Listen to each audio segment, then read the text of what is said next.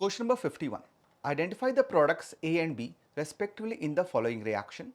They have given chlorobenzene. First, it is treated with NaOH at 623 Kelvin and 300 atm pressure, and then H plus to give A, and A is treated with Na2Cr2O7 and H2S4 to give B. So, first one is aromatic nucleophilic substitution reaction. So, OH minus will attack, and if OH minus is attacking, there will be substitution reaction and there will be formation of phenoxide ion. Now, this phenoxide ion with H plus will be converted to phenol. So, A in this case is phenol. A is phenol. Now, A is treated with Na2Cr2O7H2SO4, which is an oxidizing agent. So, it will convert phenol to parabenzoquinone. So, it will be converted to this molecule. So, correct answer for this question is option number 4. Moving to next question. Question 1 is the boiling point of alcohols and phenols increase with increase in number of carbon atoms. That statement is correct because with increase in number of carbon atoms, there will be more molar mass. More molar mass means more force of attraction.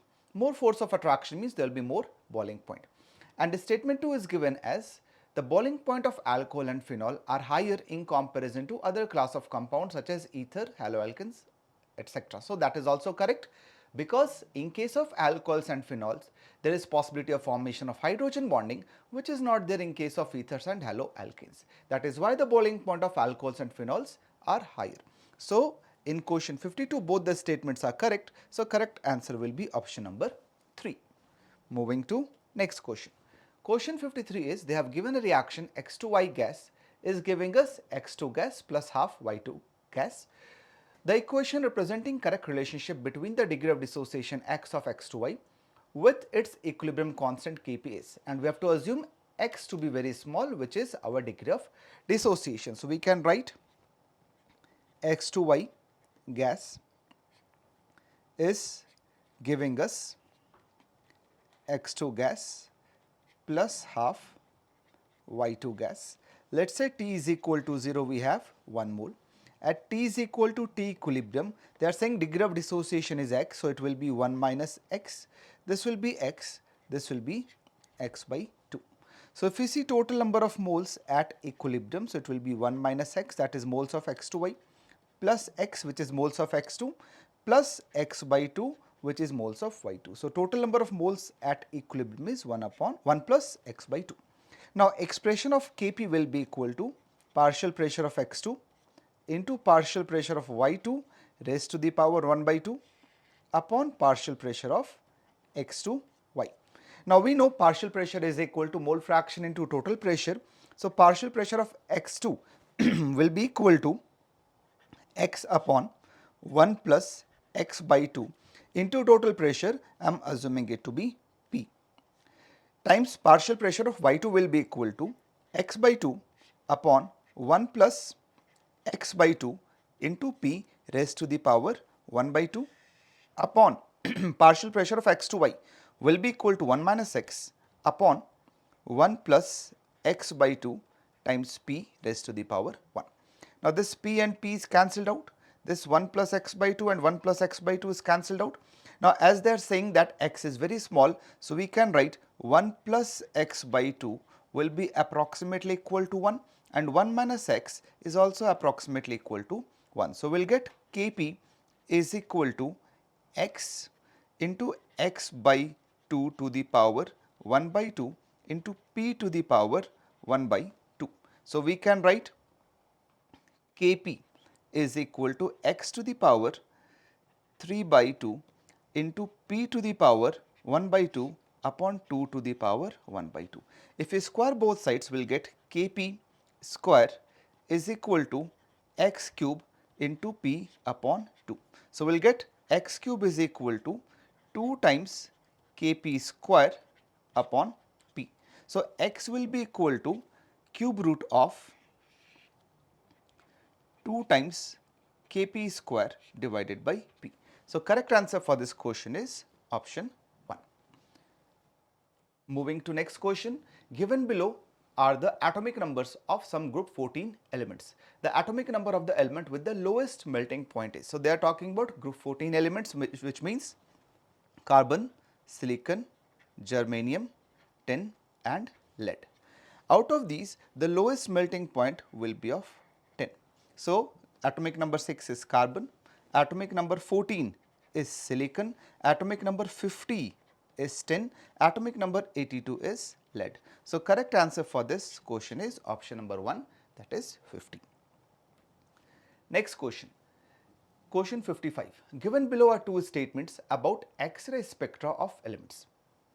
Statement 1 says a plot of root mu, that is frequency of X-rays emitted versus atomic mass, is a straight line. That is incorrect. A plot of root mu versus atomic number will be a straight line. We know root mu is proportional to z, which is atomic number. Statement 2 given is a plot of mu versus atomic number is a straight line. That is also incorrect. It should be root mu versus z will be a straight line. So, both statement 1 and statement 2 is wrong. So, correct answer for this question is option number 2. Moving to next question. Question 56. Which of the following graph most appropriately represents a zero order reaction? They have given reactant concentration versus time and they have given rate versus time. So, for zero order reaction we know AT is equal to A naught minus KT, where AT is the concentration at time t, A naught is initial concentration, K is the rate constant and T is the time. So, the correct graph according to this will be graph number 1. If I want to draw rate versus time graph, so rate is equal to K into concentration of A to the power 0, which means it will be a straight line. So, if you draw rate versus concentration graph, then it will be a straight line. Moving to next question, question 57. pH of water is 7 at 25 degree centigrade. If water is heated to 80 degree centigrade, its pH will.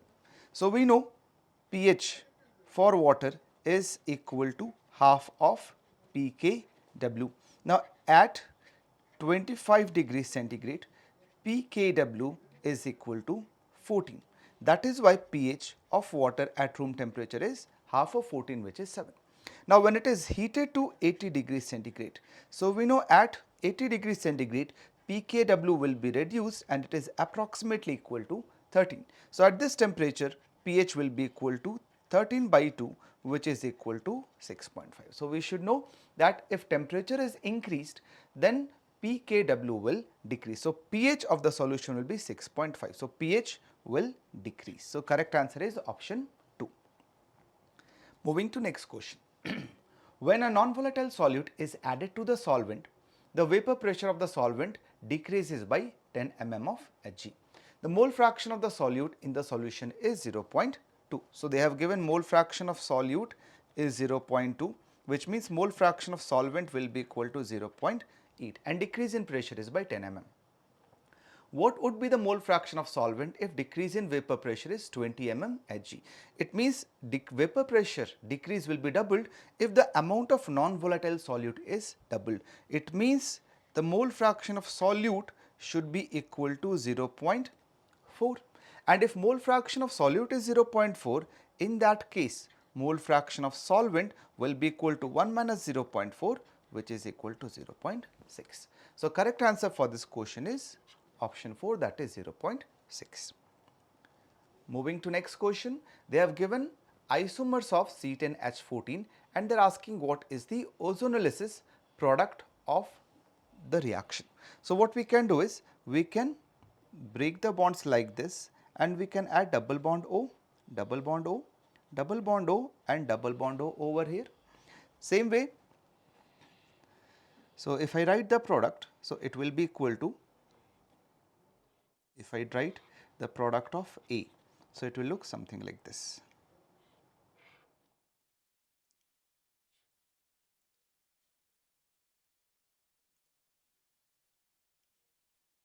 So, double bond O over here, double bond O, then we will have double bond O on this carbon and double bond O on this carbon. This is for A. If I write for B, so again we have to break the double bond and we have to add double bond O I hope all of you are aware of the ozonolysis reaction, in which we have to form the ozonide first and then it is converted to this. So, this is option B. Option C will be double bond O, then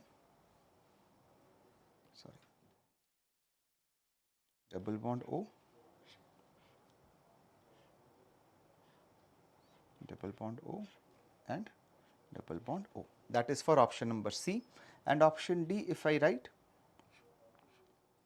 so it will be like this: double bond O, double bond O, double bond O, double bond O. So, these are the 4 products of the reaction. So, if we match with the given options, A will match with, so we have CHO, then CH2, CH2 and CHO. So, we can see option number 3 CHO, then CH2, CH2, C double bond O, then we have CH2, C with CH3, so C with CH3, then CH2. So, A is option number 3. So, this option is eliminated, this is eliminated. Next, you have to check for B. If we see B will be either 2 or 4. So, option B is, we have CH3, then C double bond O. So, CH3, C double bond O, then CH2, then again C double bond O, then we have 4 carbons, 1, 2, 3, 4. So, 4 carbon over here, then CO and CHO. So, CO and CHO. So, option B is 4. So, correct answer for this question has to be option number 4. Moving to next question. They are saying question number 60, consider a binary solution of 2 volatile liquid components 1 and 2. X1 and Y1 are the mole fraction of component 1 in liquid and vapor phase respectively. The slope and intercept of the linear plot of 1 upon X1 versus 1 upon Y1 are given respectively as. Okay, so we know that PT is equal to, according to Raoult's law, it is X1 into P1 naught plus X2 into P2 naught, or chi1 P1 naught plus chi2 P2 naught. We also know that P1 will be equal to Y1 into PT. This is as per Dalton's law. P1 is equal to Y1 into PT. P1 we can write as chi1 into P1 naught, that is equal to Y1 into PT. In place of PT, I can write as chi1 P1 naught plus chi2 can be written as 1 minus chi1 into P2 naught. So, if I open this bracket, we will get chi1 P1 naught is equal to chi1 Y1 P1 naught plus Y1 P2 naught minus chi1 Y1 P2 naught. If we rearrange, we will get chi1 P1 naught is equal to Y1 P2 naught plus chi1 Y1 P1 naught minus P2 naught.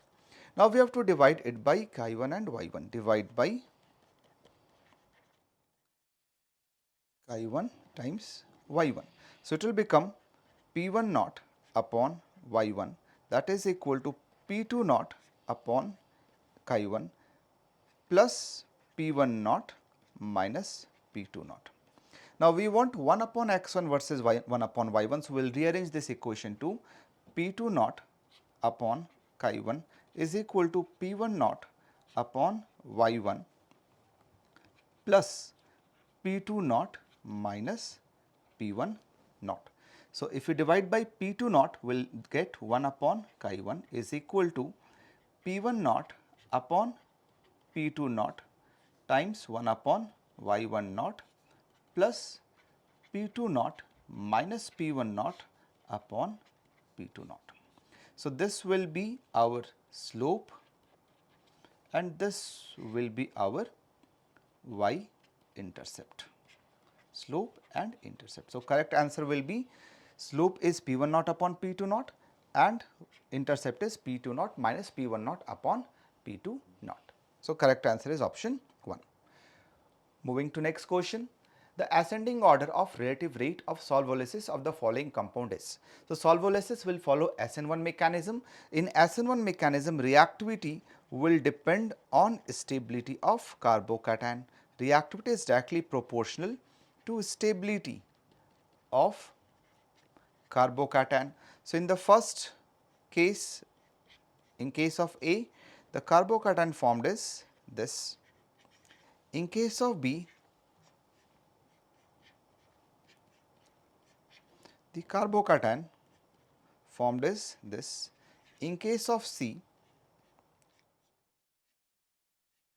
the carbocation formed is this, and in case of D, the carbocation will be this.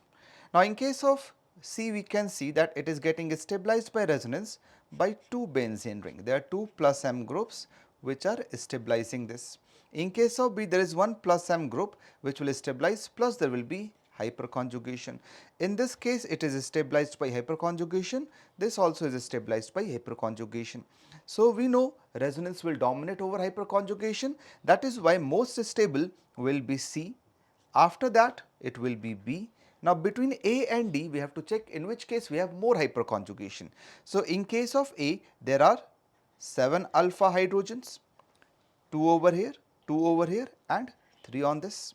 In case of D, there are 3 plus 1, total 4 alpha hydrogen. So, we know more alpha hydrogen, more will be hyperconjugation, and more the hyperconjugation, more will be stability. That is why A is more stable than D. So, correct answer is C more than B, more than A, more than D. So, correct answer is option number 3.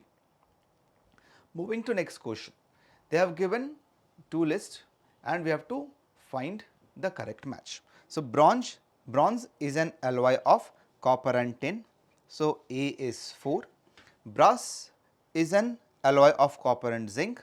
So, B is 3. UK silver coin is an example of alloy of copper and nickel. So, it is 1 and stainless steel will be 2. So, correct answer is A is 4, B is 3, C is 1, D is 2. So, 4, 3, 1, 2. Correct answer is option number 1. Moving to next question. They have given two statements again. Consider the following reaction. Ketone plus H2O is given. Statement 1 is, in the case of formaldehyde, K is about 2280. Due to small substituents, hydration is faster. This statement is absolutely correct because of a small size, less hindrance, rate will be more. Statement 2, in case of tricolored aldehyde, K is about 2000 due to minus Fi effect of Cl. That is also correct. Cl is electron withdrawing group, because of that the reactivity will increase. So, both statements are correct. So, correct answer for this is option number 3. Question 64. The effect of temperature on spontaneity of reaction are represented as delta H, delta S and temperature they have mentioned. So, we know delta G is equal to delta H minus T delta S. For a reaction to be spontaneous, for a spontaneous reaction, delta G should be negative, and for non-spontaneous reaction, delta G should be positive. Now, if you take first statement, delta H is positive and delta S is negative. So, if delta H is positive and delta S is negative, delta G will always be positive. And if delta G is positive, it means it is always non-spontaneous. So, statement A is correct. Okay, one more important point is they are asking the incorrect combination. So, statement A is correct. If you see option number D, they are saying delta H is negative and delta S is positive. So, in this case, delta H is negative and delta S is positive. So, this delta G will always be negative.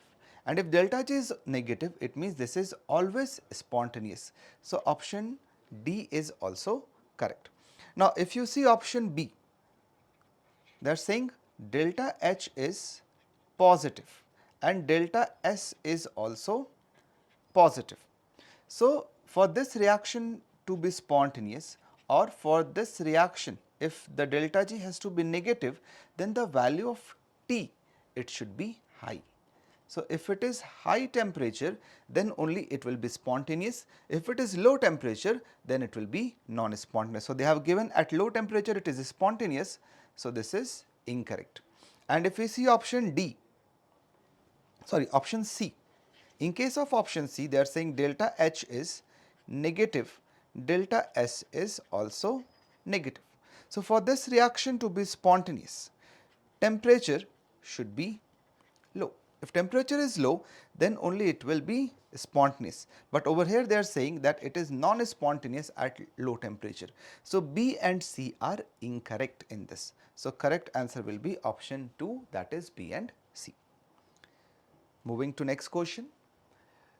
Statement 1 is, for a given shell, the total number of allowed orbitals is given by n square. That is a fact, it is a correct statement. For any subshell, the spatial orientation, means they are talking about magnetic quantum number of the orbitals, is given by minus L to plus L values including 0. That is also a correct statement. So both statement 1 and statement 2 is correct. So the correct answer for this question is option number 4. Moving to next question. Identify the coordination complex in which the central metal ion has D4 configuration. So they have given 5 complexes or 5 compounds. We have to find in which case central metal ion is having D4 configuration. So let's start with FeO4 2 negative. So if I am having FeO4 2 negative, in this iron is present in plus 6 oxidation state. In plus 6 oxidation state, what will be its electronic configuration, that you have to find. So we know iron configuration is 3d6 4s2. If we remove 6 electrons from this, it will be 3d2. So A is eliminated. Next is MnCN6 3 negative. So in this case, manganese is present in plus 3 oxidation state. Now we know Mn in ground state is 3d5 4s2.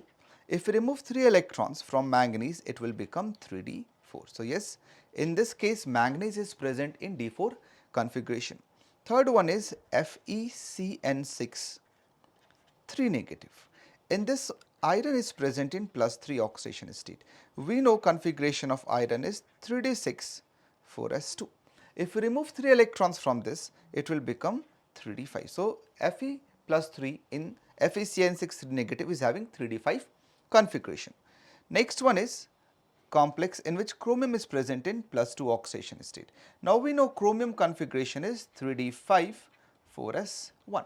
If we remove 2 electrons from this, it will become 3d4. So yes, in this case also the central metal ion is having D4 configuration. And last one is nickel plus 4. Now we know nickel in the ground state is having 3d8 4s2 configuration. Now if you remove 4 electrons from this, it will have 3d6 configuration. So the correct answer for this is B and D. So correct answer is option number 4. Moving to next question.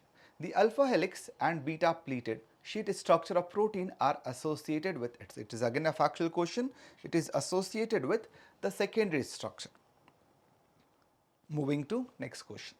The standard electrode potential for a few half cell are mentioned below.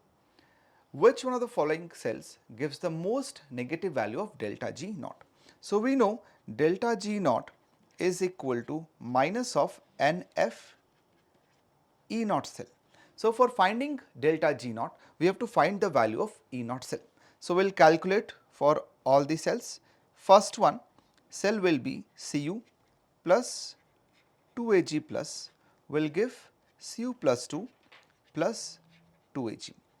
E naught for this cell will be minus 0.34. Cu is getting converted to Cu plus 2, so it is minus 0.34 plus Ag plus is getting converted to Ag, so it is 0.80.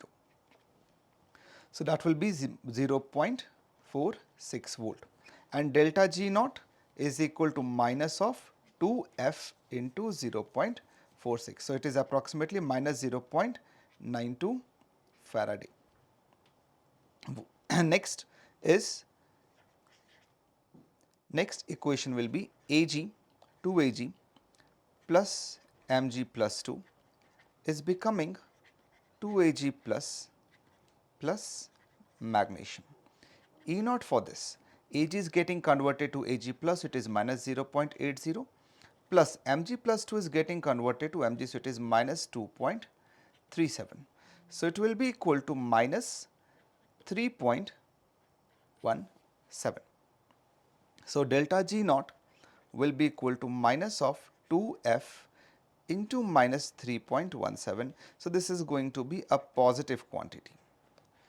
Third one is Zn plus Mg plus 2 is becoming Zn plus 2 plus magnesium.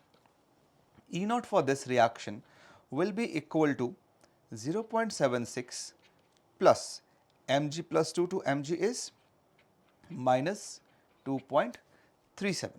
So this quantity is coming out to be negative. So delta G naught in this case will also be a positive quantity. And fourth reaction is Zn plus 2Ag plus will give you Zn plus 2 plus 2Ag. E naught for this is going to be Zn2 Zn plus 2 is 0.76 plus Ag plus 2 Ag is 0.80. So this is going to be 1.56 volt. So delta G naught will be equal to minus 2F into 1.56. So that will be equal to minus of 3.12F. So most negative is coming out in option 4. So correct answer for this question is option 4. Moving to next question. Identify A, B and C in the given below reaction sequence. A with HNO3 gets lead nitrate, which on treatment with H2SO4 gives B, and B on treatment with ammonium acetate, acetic acid and K2CrO4 gives a yellow precipitate. So we have to find which one is A, B and C. So A, if it is lead sulphide, A is PBS. PBS when it is treated with HNO3, it will be converted to lead nitrate. Lead nitrate when it is treated with H2SO4, this will be converted to lead sulphate, and lead sulphate on further treatment with ammonium acetate, acetic acid and K2CrO4 will be converted to lead chromate, and this lead chromate which is formed will have yellow precipitate. So A is PBS, B is PbSO4 and C is PbCrO4. So correct answer for this question is option number 2. Moving to next question. K2Cr2O7 in presence of KOH is giving A, which in presence of H2S4 is giving B.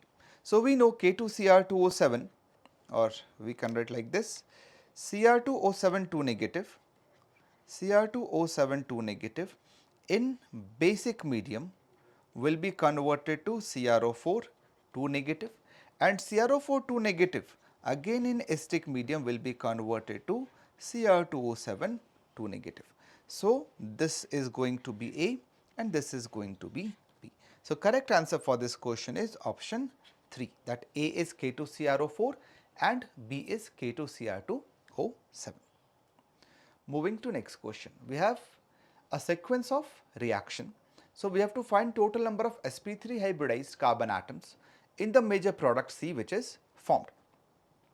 So we can write this reaction, we have NH2 and at para position we have O ET attached. First it is treated with NaNO2HCl at 0 to 5 degrees centigrade. So we know it is a diazotization reaction. So in case of diazotization reaction, diazonium ion will be formed over here. Now this compound is treated with phenol. This is treated with phenol. So we know with phenol a coupling reaction will happen and it will be converted to this. O, Et, and double bond N, OH. This is formed. This is compound is B. This compound is treated with NaOH. So, we know NaOH is a base which will extract this acidic hydrogen, and then it is treated with CH3CH2Br. So, first an anion will be formed, and this anion will react with CH3CH2Br. So, SN2 reaction will take place. This leaving group will depart. So, it will be converted to O, Et, and double bond N, O, and again Et. So, this is compound C. So, they are asking total number of sp3 hybridized carbon atoms in the major product C. So, there are 2 sp3 hybridized atoms over here, and there are 2 sp3 hybridized atoms over here. So, in total there will be 4 sp3 hybridized atoms. Moving to next question.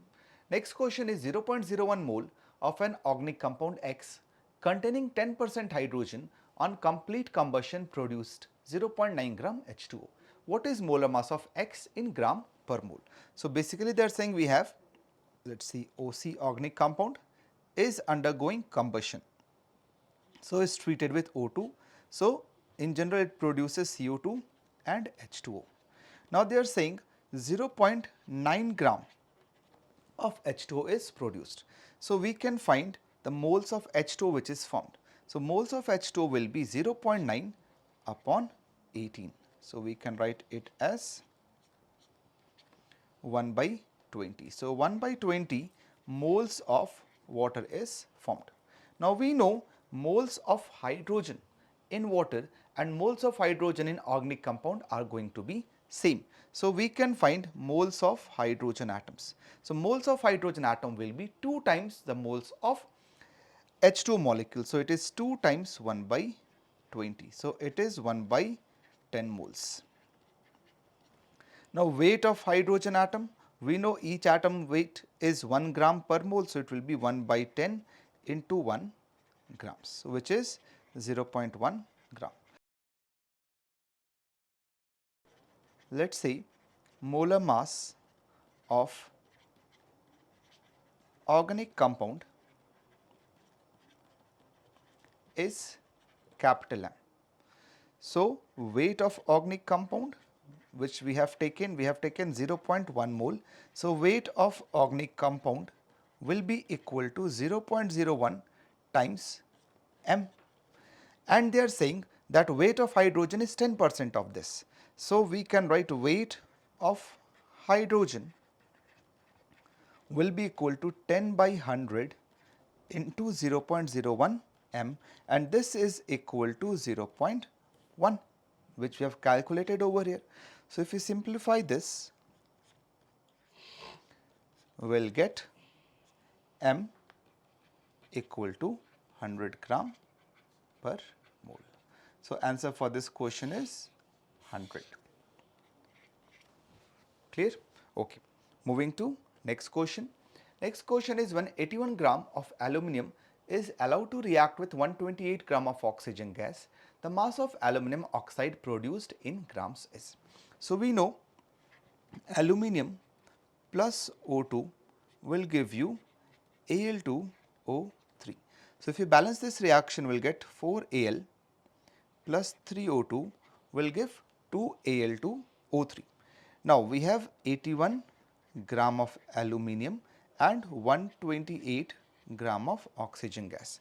So, moles of aluminum will be equal to 81 divided by 27 which is equal to 3 moles, and moles of O2 will be equal to 128 divided by 32 which is equal to 4 moles.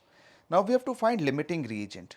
So, for limiting reagent we find this ratio moles upon stoichiometric coefficient. So, it is 3 by 4, this is 4 by 3. So, this ratio is less, it means aluminum is our limiting reagent. Now, 4 mole will produce 2 moles of Al2O3.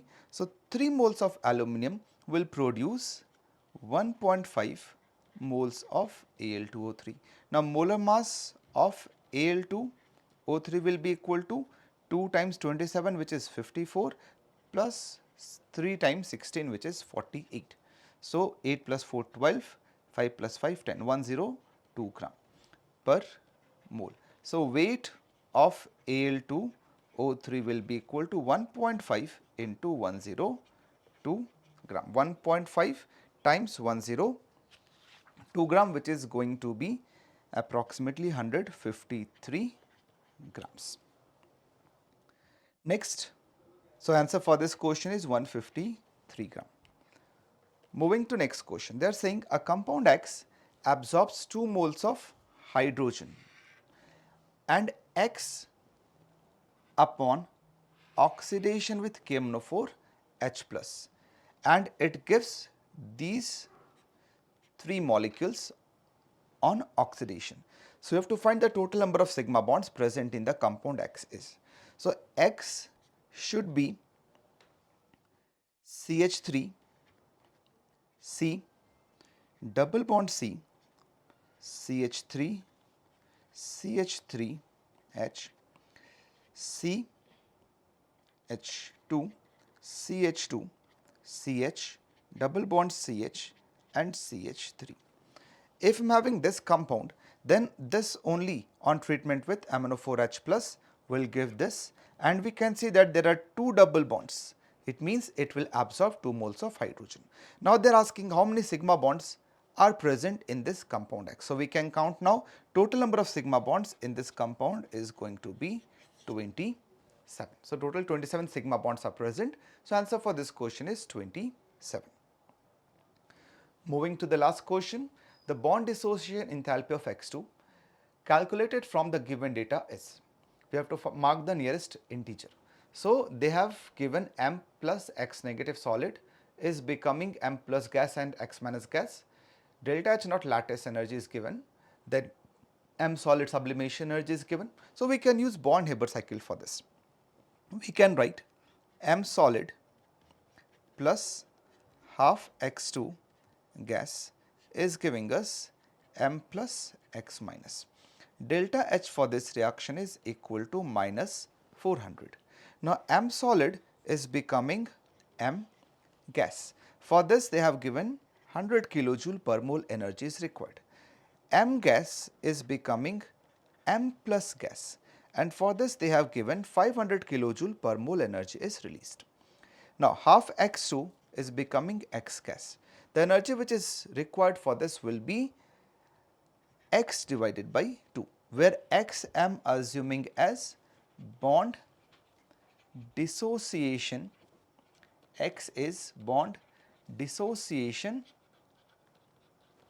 enthalpy, and this X is becoming X minus. In this process they are saying that 300 kilojoule per mole energy is released, and this M plus and X minus, they are attracting each other and is getting converted to Mx. In this process 800 kilojoule per mole energy is released. So I can write the equation will be 100 plus 500 plus X by 2 plus minus 300 plus minus 800 should be equal to minus 400. So we will get 600 minus 1100 plus X by 2, that is equal to minus 400. So we will get minus 500 plus X by 2 is equal to minus 400, which means X by 2 is 100. So X, which is our bond dissociation energy, that will be 200 kilojoule per mole. So correct answer for this question is